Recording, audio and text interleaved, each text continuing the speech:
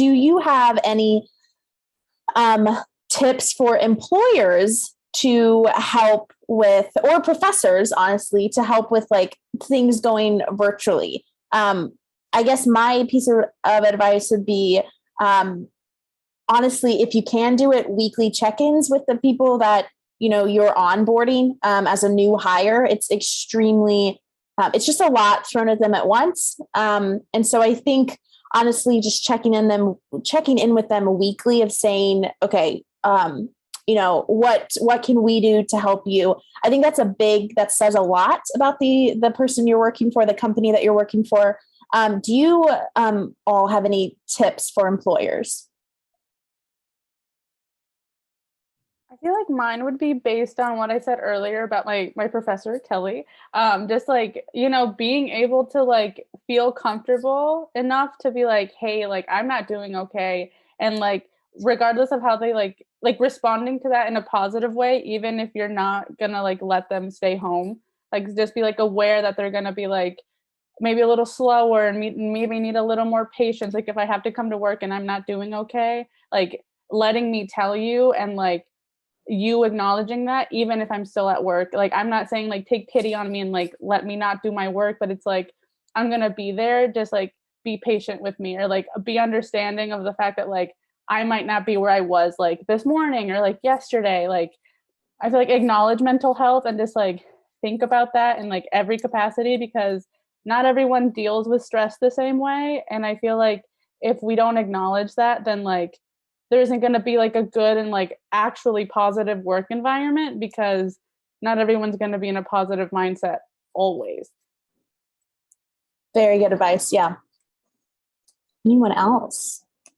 I think mine would be more towards professors, because I think they had an even more difficult transition, but just kind of be mindful, because I felt like it was two kind of polar opposites, where either they were super respectful of my time, knowing it was a lot harder, and kind of being like, okay, I'm going to talk for like this portion of class and then do your work on this last portion, like kind of take the time and do it on your own.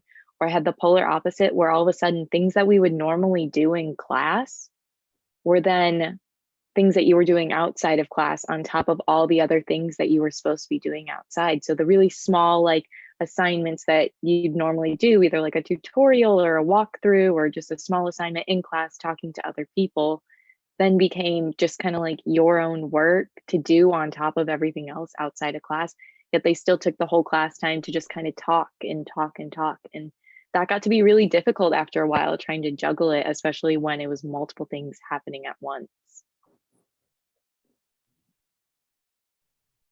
I think also there's something for hiring managers to keep in mind down the line, is that there's kind of a generation of future employees right now whose opportunities for internship experience and like that professional work experience kind of got ripped out from underneath them. So I think we're going to need to reevaluate the way we think about direct work experience in terms of a requirement to get a job.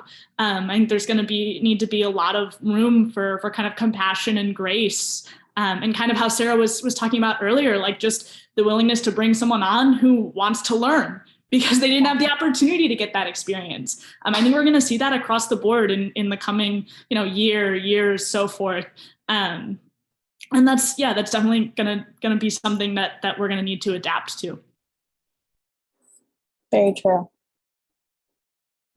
I think something else is for employers is making sure that they let their people that they recently hired know that asking questions is okay.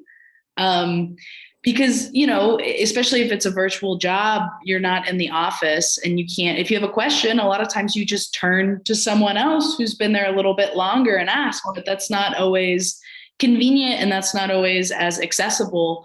So I think just being open and accessible to lots of questions, even minute ones, like where is this Dropbox folder or where can I find this? Because you don't have that when you're online.